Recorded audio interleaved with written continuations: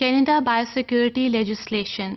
जिस तरह के हमने यूएस बायोसिक्योरिटी लेजिस्लेशन को पढ़ा, इसी तरह Canadian legislation also deals with the health of the human beings, animals and plants, and it also deals with the environmental safety issues.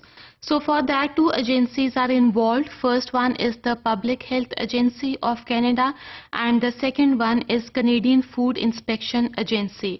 The first agency, that is Public Health Agency of Canada, deals with the health of the human beings, that no pathogen should be entered into the Canadian environment that is lethal for the human beings.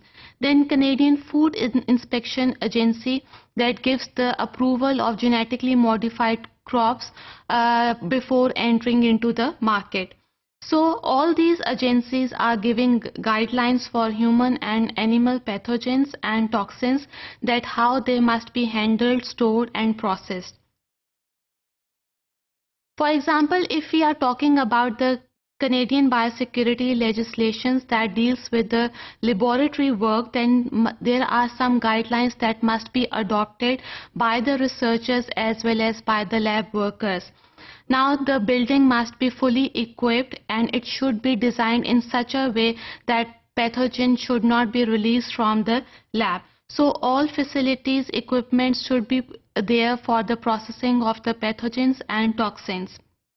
If we are handling with the BioRes 3 and 4 group, then the pathogens must be handled in a biosafety cabinet. There must be proper storage procedure of these pathogens as well.